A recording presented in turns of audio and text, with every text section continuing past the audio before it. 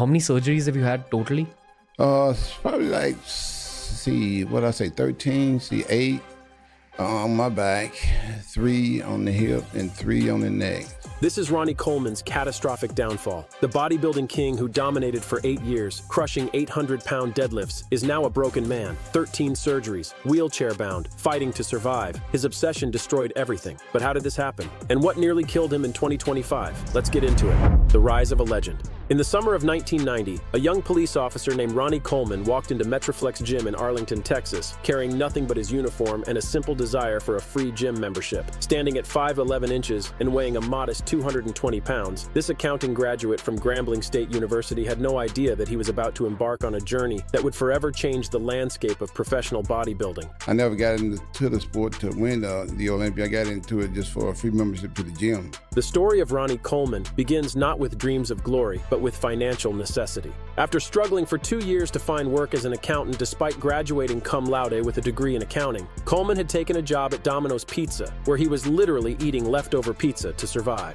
The transition to the Arlington Police Department in 1989 provided stability, but gym memberships were still a luxury he couldn't afford. Enter Brian Dobson, the owner of Metroflex Gym, who would unknowingly set in motion one of the most extraordinary and ultimately tragic stories in sports history. Dobson offered Coleman a simple deal: compete in the 1990 Mr. Texas Natural Bodybuilding Competition and receive a lifetime free membership. With just 3 months of structured training and no prior competitive experience, Coleman shocked everyone by winning both the heavyweight division and the overall title, defeating Dobson himself in the process. But what made this victory even more remarkable was that Coleman achieved it while working full-time as a police officer. Picture this: a man who would spend his days chasing criminals and writing reports, then transform himself into a competitive bodybuilder by night. This dual existence would define Coleman's early career and contribute to the work ethic that would eventually propel him to legendary status.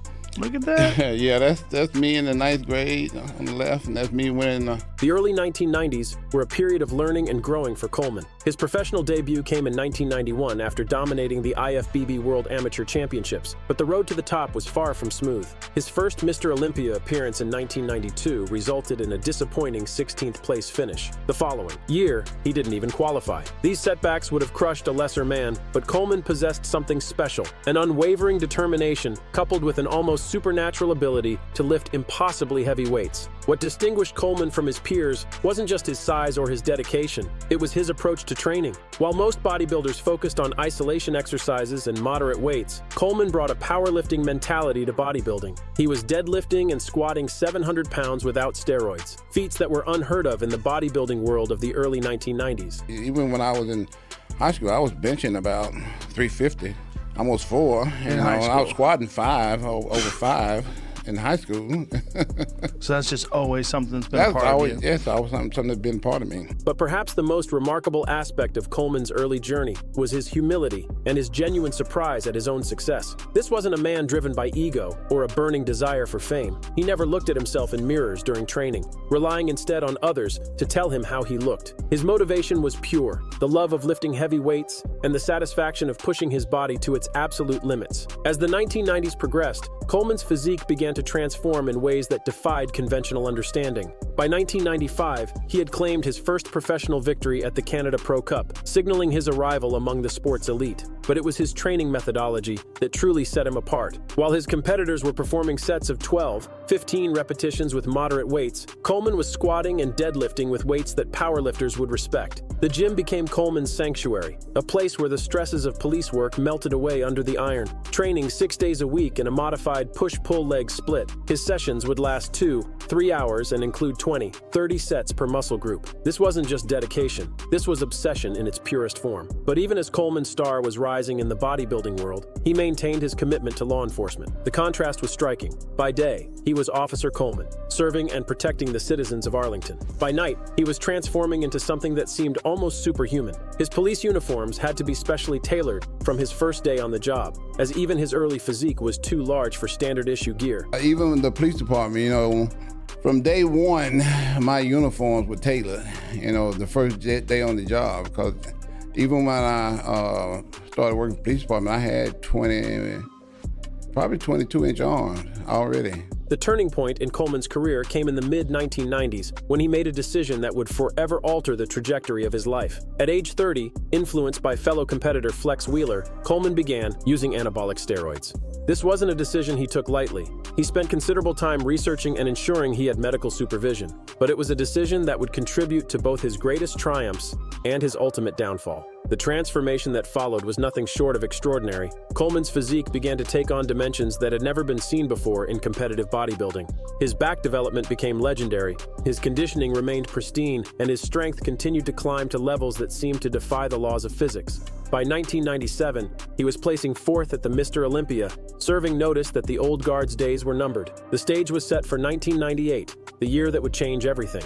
At Madison Square Garden in New York City, Coleman unveiled a physique that represented a quantum leap in human muscular development. Weighing 250 pounds on stage, with unprecedented mass and conditioning, he edged out the heavily favored Flex Wheeler to claim his first Sandow trophy. But this was just the beginning. What followed was a reign of dominance that would last 8 consecutive years, tying the record set by Lee Haney and establishing Coleman as arguably the greatest bodybuilder who ever lived. Each year, he returned bigger, more conditioned, and seemingly more invincible. Yet even in these moments of triumph, the seeds of tragedy were already being sown. In 1996, during a heavy squat session, Coleman had herniated a disc in his back. He heard the pop, felt the pain, but finished his workout anyway. This decision, to continue training through injury, to delay medical intervention in favor of chasing titles, would haunt him for the rest of his life. As we stand at the peak of Coleman's career, looking back at this incredible journey from small-town Louisiana to the pinnacle of bodybuilding, we can't help but wonder, was the price he would eventually pay worth the glory he achieved? The man who entered Metroflex Gym for a free membership had become the king of bodybuilding, but the crown he wore would prove to be heavier than anyone could have imagined.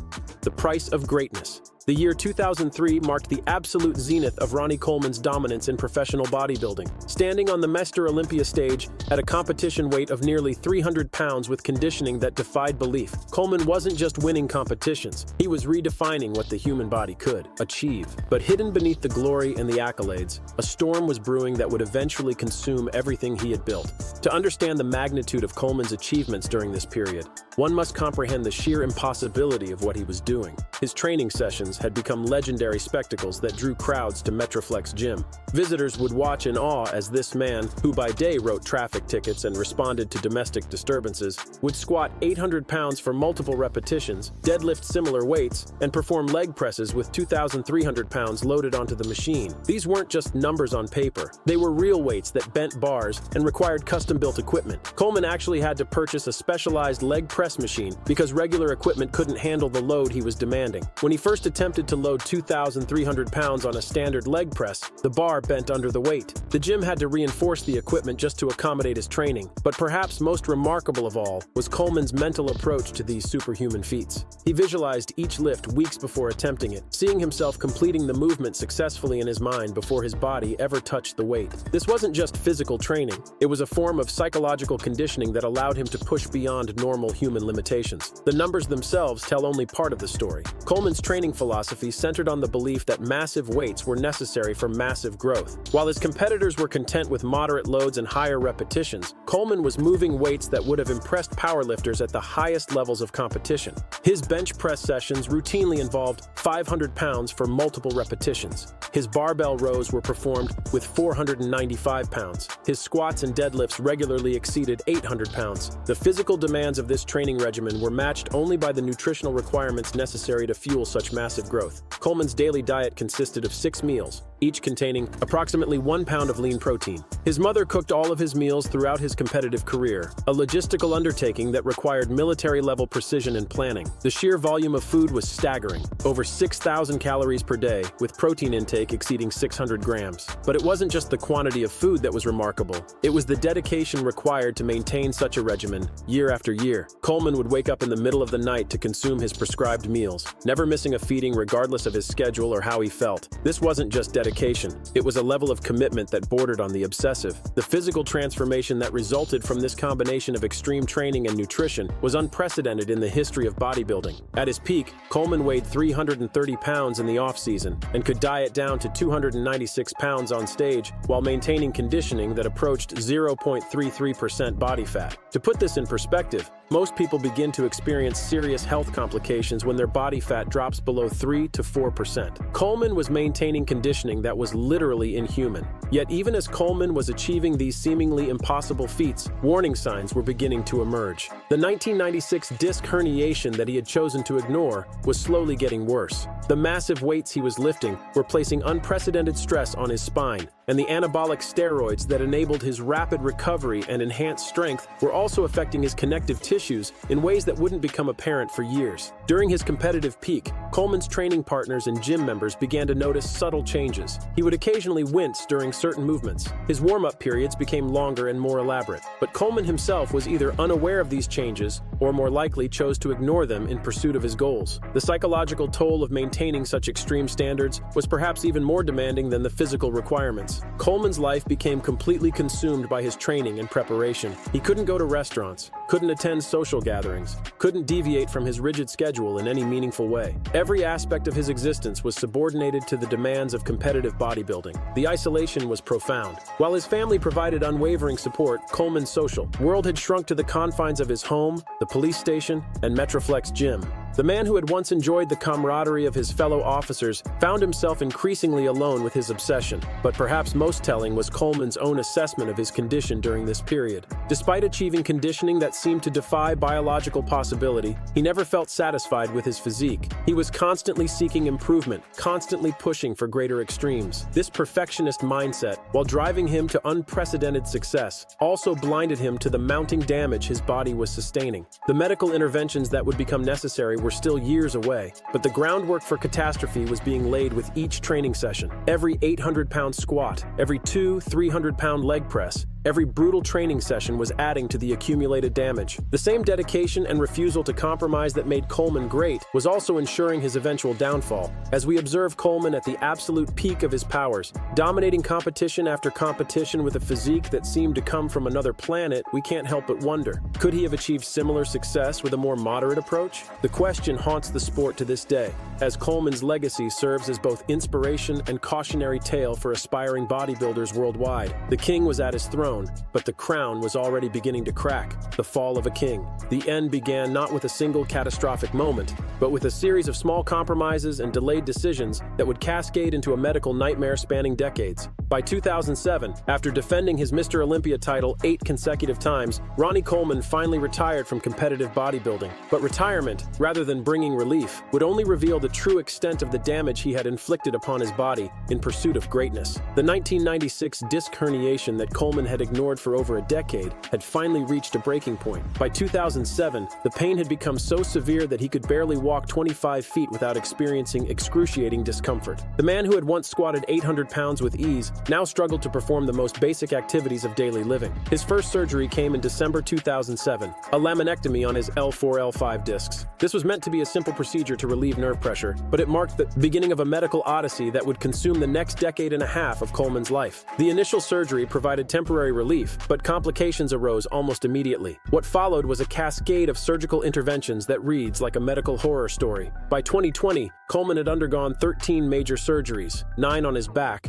2 on his neck, and 2 hip replacements. Each procedure was meant to fix the problems created by the previous one, but instead, they often introduced new complications. The financial toll was as devastating as the physical one. Each surgery cost between $300,000 and $500,000, with the final 3 procedures alone approaching $2 million in costs. Coleman's net worth, which had peaked at around $10 million during his competitive years, was reduced to approximately $2 million as medical bills consumed his savings. The surgeries themselves became increasingly complex and dangerous. In one particularly harrowing procedure, Coleman was on the operating table for 13 hours. Surgeons had to cut him from multiple angles, front, side, and back, to address the extensive damage to his spine. The hardware required to stabilize his back reads like an inventory from a construction site: 14 screws, 2 cages, and rods extending the entire length of his spine. But perhaps most devastating of all was the gradual loss of function that accompanied each surgical intervention. By 2014, Coleman required a wheelchair for mobility. The man who had once moved mountains of iron now struggled to move himself.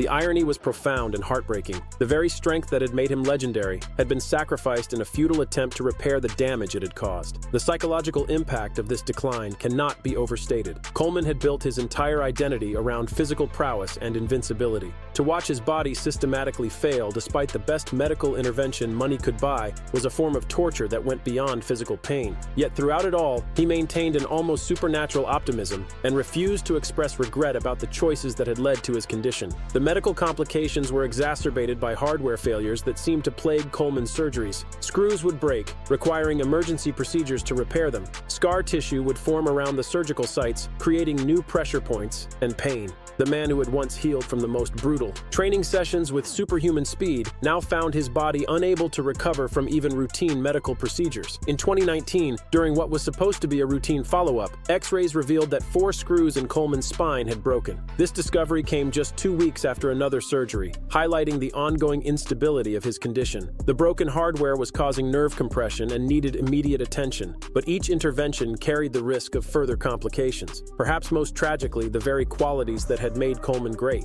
his refusal to quit, his ability to push through pain, his unwavering determination, had become liabilities in his medical treatment. He continued to train throughout his surgical odyssey, often against medical advice, believing that movement and exercise would help his recovery. This mindset, while admirable, may have contributed to some of the hardware failures and complications he experienced. The summer of 2025 brought Coleman's closest brush with death. In June, during a routine medical checkup, doctors discovered sepsis, a life-threatening bloodstream infection. The infection was likely related to the extensive surgical hardware in his body, and without immediate intervention, it could have been fatal. Coleman was hospitalized on June 30th and underwent emergency surgery on July 7th.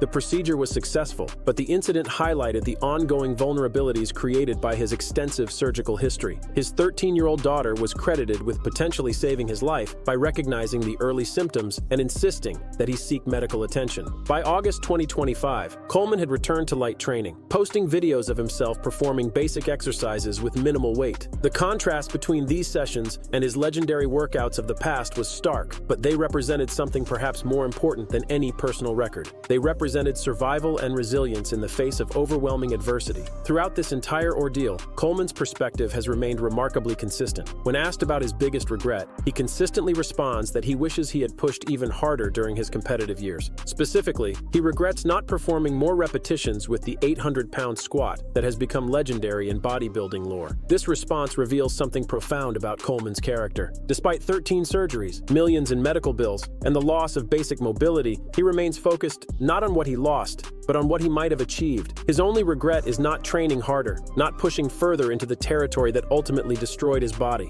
As we look at Ronnie Coleman today, confined to a wheelchair, dependent on crutches for short distances, managing chronic pain that requires constant medication, we see both the ultimate price of athletic greatness and the indomitable spirit that refuses to acknowledge defeat. The king may have fallen from his throne, but his legacy endures, not just as the greatest bodybuilder who ever lived, but as a testament to the human capacity for both achievement and suffering in the relentless pursuit of perfection. Thank you for watching. If you enjoyed watching this video, click on one of the boxes playing on your screen to watch more similar content.